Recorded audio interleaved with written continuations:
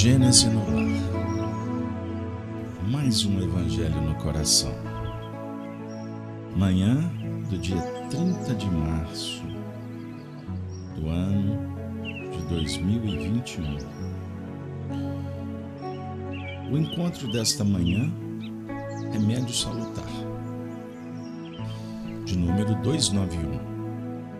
E nós iniciamos agradecendo a Deus a divina oportunidade e sejamos dignos e sensíveis para receber a mensagem,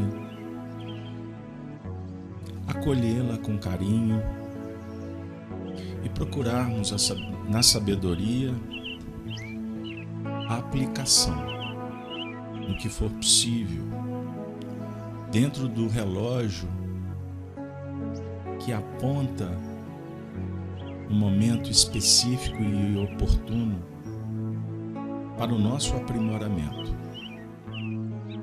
Que os bons espíritos visitem os lares, levando a paz e o remédio, pela verdade, pela orientação, pela amizade, sugerindo a motivação, a boa vontade. Que Jesus, nosso amigo de todas as horas, companheiro inseparável, esteja conosco. Vamos lá. Remédio salutar. Espero que a mensagem possa remediar as nossas fragilidades, cuidar das ansiedades, das angústias, trazendo esperança. E nada melhor do que debruçarmos juntos com Allan Kardec nesta manhã para dialogarmos com o livro A Gênese, os milagres e as predições segundo o Espiritismo, no capítulo 15, os milagres do Evangelho. Nós vamos trabalhar com a passagem que está enumerada nessa obra, de número 45, intitulada por Kardec Tempestade Amainada. Vamos ler Lucas 8, 22 a 25 e depois o item 46, o comentário de Kardec.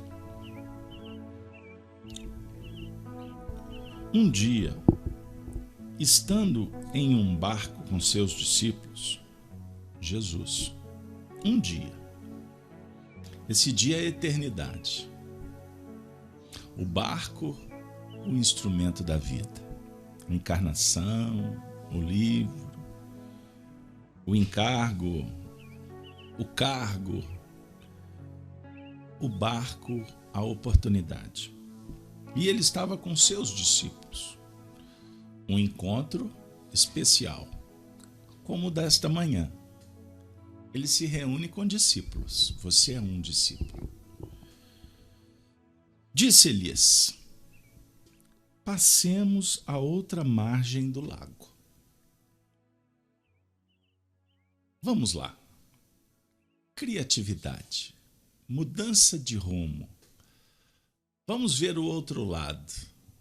A vida apresenta muitas facetas. Não fique preso uma só. Cuidado com as ideias cristalizadas. Hoje em dia chamadas polarizadas. Mas, na verdade, cristalização é aquilo que a gente escolheu, agiu, repetiu, consolidou, fixou, condicionou e passa a ser reação não pensada. Durante a travessia, ele adormeceu. Jesus adormece, um espírito puro, ele precisa de descansar. Por que o texto diz que ele adormece? Para você pensar. Então, uma grande ventania vindo de repente se abateu sobre o lago, de modo que, com o barco enchendo de água, eles ficaram em perigo. Imaginemos a cena. Terrificante, tétrica, trazendo angústia, medo, paralisia da alma. O perigo é uma grande oportunidade que nos faz sair da zona de conforto. Pensemos nisso. O interessante é porque vem uma ventania depois que ele adormece. Quando a gente trabalha o evangelho íntimo, todo esse painel é psicológico. O adormecimento não é de Jesus. Simboliza aquele instante em que desconectamos com a crença, com a fé, com o princípio. E, naturalmente, como um viajor sem instrumento, estaremos em perigo. Então, a ventania sugere estar num terreno desconhecido, inóspito e sem recursos para enfrentar a adversidade, que vem quando despreparados. E quando preparados para testar se os instrumentos, o conhecimento, a inteligência está pronto para atuar. Mas continuemos. Aproximaram-se, pois, dele e despertaram-no, dizendo: Mestre, podemos morrer. Você já procurou Deus com essa condição, com essa pergunta? Senhor, eu posso perecer. Senhor, eu posso morrer. Geralmente, quando isso se dá, acontece de uma forma não muito harmonizada. É no desespero mesmo. Jesus, olha a cadência. Levanta-se. Ele não dá um salto, não. Ele empreende um ritmo cadenciado, harmonioso, mas eficiente, por conhecer tudo que está acontecendo. Ele levanta-se. Falou com ameaça aos ventos e às ondas agitadas. Que cena estranha. Então ele conversava com os ventos, com as ondas do mar, do lago? Está dizendo que sim. Agora, para surpresa geral da nação. E a natureza respondeu. E eles amainaram e se fez uma grande calma. Esse homem tem poder, hein? Então ele lhes disse: Onde, pois, está a vossa fé? Pronto. Complicou a vida dos discípulos. Primeiro, que eles não estavam entendendo o que estava acontecendo. E segundo, que ele vem questionar sobre a fé. Pô, fé nessa hora, Senhor? O barco está afundando. Vai todo mundo para o fundo do oceano encontrar com os tripulantes do Titanic. Senhor, o que será? Então ele lhes disse: Onde, pois, está a vossa fé? Mas eles, cheios de medo e de admiração, disseram uns aos outros: Opa, peraí, pessoal, vamos combinar aqui. Quem é este que dá ordem aos ventos e às ondas? E a quem obedecem? Puxa vida! Ó Senhor, como dizia o sacerdote, glória a Deus nas alturas. A palavra do Senhor é santa. Agora nós vamos ouvir Kardec, sábio, mestre, educador. Item 46, ele diz assim: Não conhecemos ainda o bastante os segredos da natureza para afirmar se há ou não inteligências ocultas que presidem a ação dos elementos.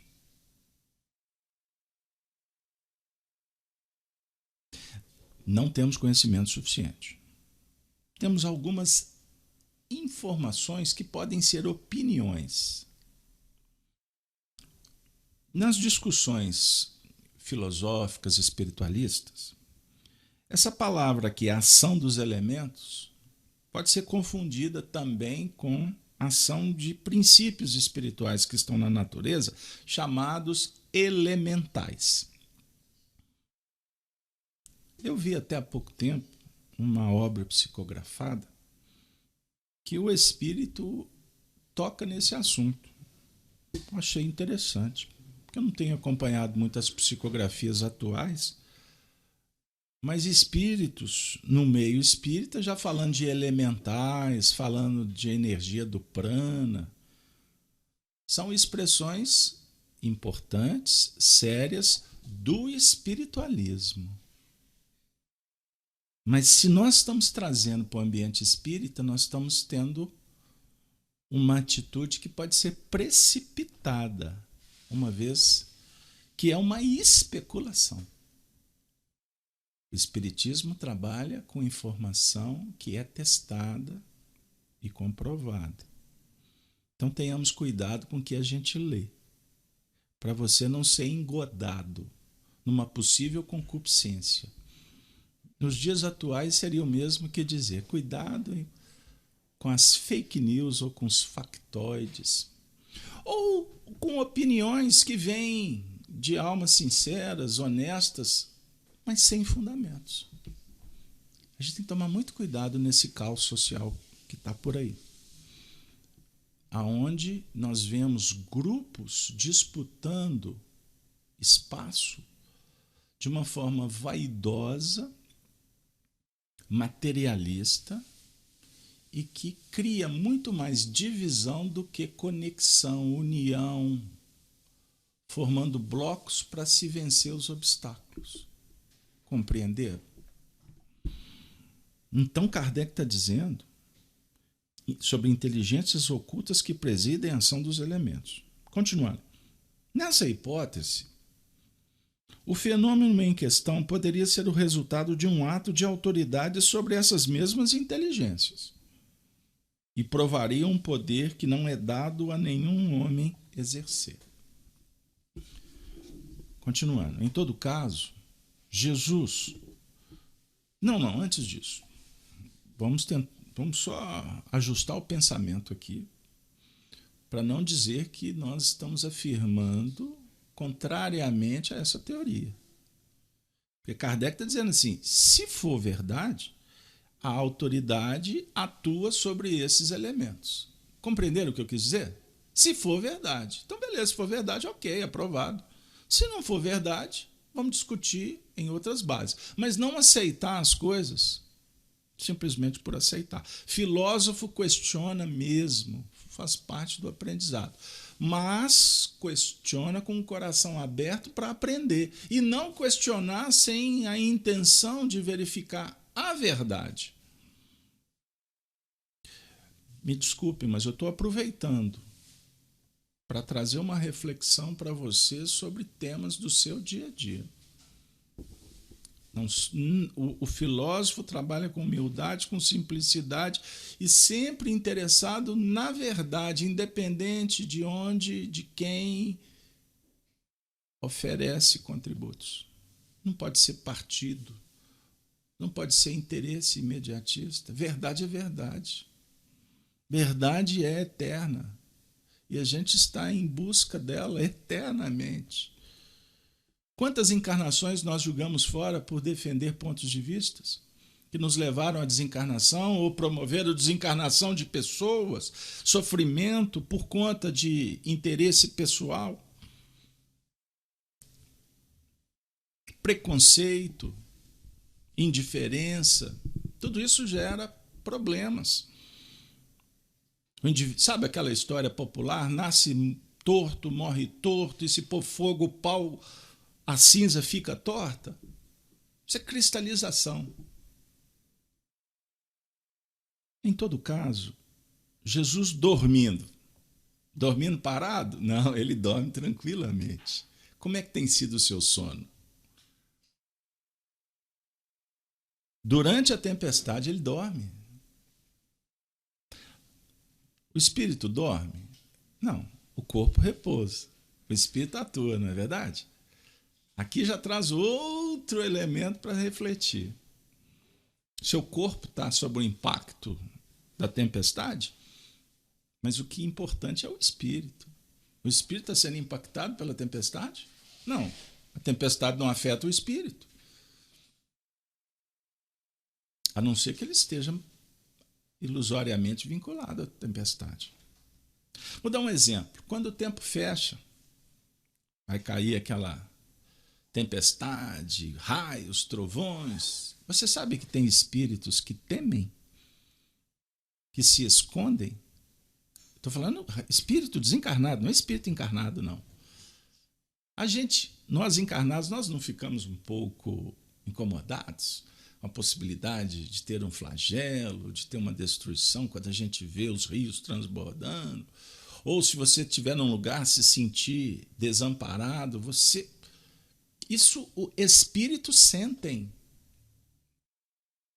Porque julgam que a chuva, o calor, o frio afeta-os. Agora, sob o ponto de vista filosófico, psicológico, na hora da tempestade, o espírito tem que lembrar. Nós precisamos de compreender que isso não pode afetar o espírito, que é indestrutível, que é incorruptível, que é inviolável, que é imortal. Mas vamos lá. Em todo caso, Jesus dormindo tranquilamente durante a tempestade atesta uma segurança que pode se explicar pelo fato de que o seu espírito via que não havia nenhum perigo e que a borrasca iria apaziguar-se. Ah, pessoal, você que está em casa, acompanhando Gênesis pelas manhãs, quantos ensinamentos nós podemos tirar? Adequando 30 de março de 2021. Estamos em travessia pandêmica. Você acredita que a pandemia pode te matar? Pode matar o seu filho, sua esposa, seu marido, sua sogra? Ah, casal aberto, a sogra, olha, cuidado. Sua nora. Você acha que a tempestade pode matar o seu inimigo? Estou provocando. Ser didático. Para você ficar incomodado. A pandemia não pode matar ninguém. Porque somos espíritos imortais. E não estamos falando aqui com indiferença ao sofrimento que a dor ocasiona. Porque aprendemos em Espiritismo que a dor é necessária. O sofrimento é a maneira com que reagimos. E a maneira com que reagimos é a nossa carteira de identidade. Então precisa ser respeitada. Nós temos que respeitar todas as pessoas, inclusive a você mesmo. Porque se você estiver reagindo desesperadamente, você precisa de entender e não sofrer mais ainda pelo seu desespero. O psicólogo vai te dizer assim: respeita-te. Você tem emoções, você tem sentimentos, você precisa de cuidar disso. E não é porque você tem um pouquinho de informação espírita que você... Não. A informação espírita, quando vivenciada, e não apenas informada, ela pode ajudar sim, porque é consoladora. Muito bom imaginar que a nossa doença vai ser curada. É maravilhoso saber que nós vamos reencontrar com aquele ente que se foi ou que pode ir amanhã. E se formos nós, estaremos de passagem e vamos para outra estação. Essa noite eu tive um encontro muito especial. Vou para o plano das vaidades, uma experiência pessoal. Mas farei com o intuito de elucidar. Encontrei com muitos amigos, Muitos companheiros que se foram, meus colegas, trabalhadores da União Espírita Mineira. Me encontrava num salão e fomos assistir uma palestra. Ali pude reencontrar amigos que desencarnaram há alguns dias, outros que já se foram há muitos anos. A festa era uma só. E no final me disseram assim: amanhã tem Gênesis no lar. Conte essa história. E diga para todos que precisamos ter esperança. Porque o Evangelho é o remédio que cura as doenças da alma, que tratam dos nossos sentimentos, que nos motivam para aproximar das pessoas e viver como se não houvesse o amanhã, com qualidade. Valorizar o sentimento, o prazer equilibrado, cuidar dos desejos para que eles surgiram oportunidades de um bem-estar, mesmo que momentâneo, tudo é válido. Sabendo que na Terra a felicidade são só momentos felizes. Não existe felicidade na Terra, gente. É um engodo acreditar nas fantasias. Vivemos um período na Terra de provas. Precisamos de escola, precisamos de hospital, precisamos de presídios, precisamos de teatro, precisamos de estádios para assistir um evento esportivo, precisamos de uma pista de ciclismo, precisamos de deitar na beira de uma praia, sentir o ambiente, mas precisamos também enfrentar o ambiente poluído da indústria, porque é lá que ganhamos o pão. Precisamos de todos os cenários, precisamos de entender as lições e trazê-las para a nossa atividade interior, que nos auxilie para sermos pessoas melhores. O Evangelho é o remédio da confiança, da esperança. O Evangelho dialoga conosco como nenhuma filosofia, nenhuma ciência pode nos atender tão bem. Porque o Evangelho vai falar que o mundo amanhã será melhor e nós já estamos caminhando para ele. Se a gente observar o cenário que nos é apresentado, confusão, contradição, corrupção, injustiça e etc., a gente tem aquela sensação de que não tem jeito. E a gente esquece que a maioria das pessoas não tem esse evangelho espiritista que você tem.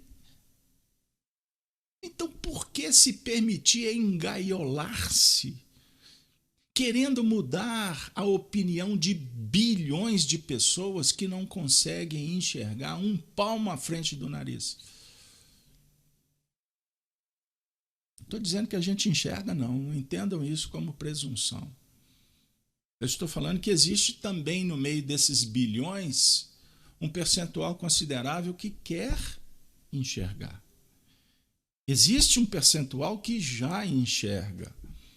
E o que é mais importante, existe também um grupo que vive o que está enxergando. Nós estamos em plena Semana Santa. É a semana em que vamos recordar a Páscoa, o cristianismo dialogando no mundo, Jesus entrando em Jerusalém, recebido por uma turba que aplaudiu, que acolheu, que fez festa. E depois a gente sabe o que aconteceu. Ele foi enjeitado por essa mesma multidão. Poucos sofreram. A maioria estava interessada só com a festa. Tanto que libertaram Barrabás. Esta cena atravessa o tempo, chega para nós e faz uma pergunta só. Como que nós estamos acolhendo o remédio de ouro que nos foi oferecido? O amor. Estamos felizes, mas só naquela condição de bater palma, de admirar? Ou estamos sendo alimentados e com isso estamos promovendo alguma atitude nova? Ou se já, depois da atitude nova, já não estamos sendo chamados para o testemunho? A cruz. A cruz depois do abandono, da traição, do escárnio, da tortura. Se você estiver vivendo isso, eu vou falar uma coisa para você guardar. Talvez eu possa não ser muito benquisto agora. Ou o que eu vou dizer, você até que tem misericórdia comigo, mas o que eu vou dizer não vai te atender. Mas eu vou dizer. Porque eu não estou dizendo para você. Eu estou falando para um espelho que está refletindo aqui a minha necessidade. Fui eu quem pedi a cruz. Ela não me foi imposta. Fui eu que pedi para Jesus reencarnar e passar pela dor. Mas eu pedi também, Senhor, me dê um pouco de remédio. E ele disse, não, eu não vou te dar um pouco, eu vou te dar o que você precisa. Amigos, evangelho, família, oportunidades, trabalho. E acima de tudo, vou te auxiliar como um professor que te oferece o livro para você entender a lição. Mas na hora de responder a prova, seria Jesus dizendo assim, Senhor, data vênia, né? Me perdoe a ousadia, eu vou falar em teu nome. Seria assim, meu amigo, meu filhinho, como carinhosamente o mestre trata o educando. Eu não posso responder a prova por você. Eu respondi a minha. E quando eu respondi a minha, o meu interesse era te ensinar. Porque todos precisamos da prova. Todos precisamos agradecer a Deus pelo trabalho. A gratidão, ela dialoga com fazer a obra do Pai, que é o bem, a justiça, o amor que está na consciência. Porque somos filhos. E um filho, por excelência, é grato ao Pai, aos pais, à família. Eu sou filho do Brasil. Eu sou grato ao Brasil. Eu tenho que honrar o Brasil. Mas eu também tenho que honrar o planeta que me acolhe. Cuidar da natureza, a natureza íntima, a natureza que está à minha volta. Mesmo que você tenha uma mudinha de samambaia, cuida dela. Porque você vai estar dando um recado para a sociedade, para a vida. Da mesma forma, cuidar do nosso aprimoramento significa reverenciar o Criador. Mas para isso, em meio às dificuldades, nós pedimos um remédio salutar. E Emmanuel dialoga conosco com um texto belíssimo. E de uma forma saudosa, já que eu encontrei com ele, tenho aqui em minhas mãos um exemplar de um livro assinado pelo proprietário. O dono desse livro se chamava Arnaldo Rocha. E encontrando as flores que ele tinha a mania de colocar para marcar os livros, eu me deparo com essa manhã, então, com esse texto que eu vou compartilhar, Remédio Salutar. Emmanuel diz assim, confessai as vossas culpas uns aos outros e orai uns pelos outros para que sareis. Tiago 5,16. A doença sempre constitui fantasma. temível no campo humano. Qual se a carne fosse tocada de maldição. Entretanto, podemos afiançar que o número de enfermidades, essencialmente orgânicas, sem interferências psíquicas, é positivamente diminuto. A maioria das moléstias procede da alma, das profundezas do ser. Não nos reportando a imensa caudal de provas expiatórias que invade inúmeras existências, em suas expressões fisiológicas.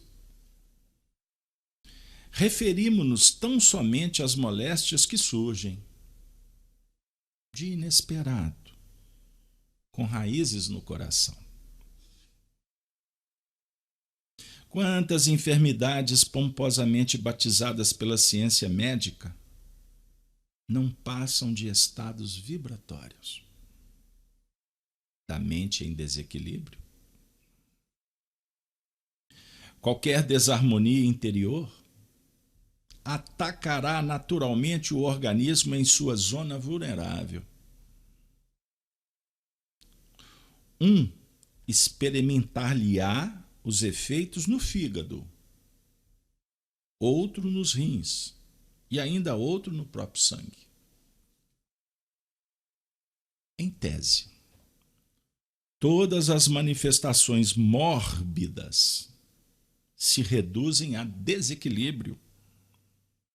Desequilíbrio esse cuja causa repousa no mundo mental. Repousa no mundo mental. O grande apóstolo do cristianismo nascente foi médico sábio. Quando aconselhou a aproximação recíproca e assistência mútua por remédios salutares.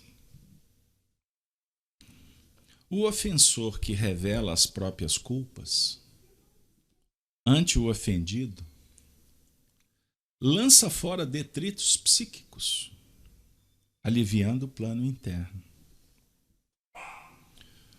Quando oramos uns pelos outros, nossas mentes se unem no círculo da intercessão espiritual. E embora não se verifique o registro imediato em nossa consciência comum, há conversações silenciosas pelo sem fio do pensamento. A cura jamais chegará sem o reajustamento íntimo necessário. E quem deseje melhoras positivas na senda de elevação, aplique o conselho de Tiago. Nele possuímos remédio salutar, para que saremos na qualidade de enfermos, encarnados e desencarnados. Assinado, por minha conta, professor, amigo admirável, Emmanuel. Ele só assina Emmanuel. Vocês sabem que o nome Emmanuel é uma homenagem que ele fez para uma existência aqui no Brasil em que o nome era Manuel e os indígenas, pessoas simples, quando tinham dificuldade de pronunciar Manuel, então aprenderam a palavra irmão e emendavam irmão com Noel. Estou me referindo ao padre Manuel da Nóbrega. O que falam por aí tem muito a ver com lendas, fantasias. Embora Emmanuel signifique Deus conosco. O amigo conosco. Que está nos dizendo que, embora muitas doenças do mundo fazem parte dos dramas provacionais expiatórios, a maioria das doenças e aquelas que nos importam sobre o ponto de vista do estudo e da vivência doutrinária espírita cristã é falar das doenças da mente. Pois a mente em desalinho gera muitas doenças fisiológicas. Estamos só ouvindo, nesse momento de pandemia, assuntos que remontam saúde, equilíbrio, problemas econômicos, sanitários. De ficar falando só do tema, pela inabilidade, pela inexperiência, imaturidade, nós estamos alimentando doenças. Porque nós estamos pondo para fora os nossos medos. Então, um instante é de cautela, de bondade. Nós temos trabalhado, caminhando para 300 encontros Gênesis no Lar, desde quando começou a pandemia, falando mais ou menos isso. Seja otimista, tenha fé, porque nós vamos passar por essa travessia e vamos estacionar numa outra estação. Que Deus abençoe, para quem sabe a gente poder sentarmos juntos no banquinho para esperar um novo trem, se for da vontade de Deus, e podermos prosear como bons mineiros, falar que a viagem foi uma aventura que nos causou surpresas e, ao mesmo tempo, olhar na estação que recebe pessoas e pessoas partem da estação felizes, pois a vida prossegue. É um ir e vir permanente. Muito ruim se você estiver num lugar isolado sem ver movimento, não é verdade? Nós estamos falando do movimento entre os seres, as dimensões, os mundos. Isso é uma novidade que a gente deveria agradecer a Deus todo dia, porque somos imortais. O que mais incomoda o homem é a morte. Paulo fala, o último inimigo a ser vencido. Então não se preocupe com a morte do corpo. O problema é a morte da alma. E se estivermos diante de mortos ao nosso lado, cadáveres ambulantes, que a gente possa cuidar, mas também sermos firmes, lembrando do Evangelho, quando Jesus ensinou: deixai aos mortos o cuidado de enterrar os seus mortos. O progresso está aí. O empreendimento é seu. Envolver-se, planejar, mudar, criar, motivar, orar, suar, amar, sorrir, chorar, é da sua competência. Não acredite na treva. Não divulgue que você tem dúvida. Mas seja corajoso em se posicionar no amor, no bem e na paz. Pois o que eu quero para mim, eu quero para o outro. Não justifica, repito, semear mais ódio, mais dúvida, mais insegurança. Se você não tiver o que semear, semeie a paz. Ore. Silencie e enderece vibrações, como diz Emmanuel, pois a oração é um fio silencioso que conecta as almas. Gênesis no lar, Evangelho no coração. Ave Cristo, um dia de paz para todos.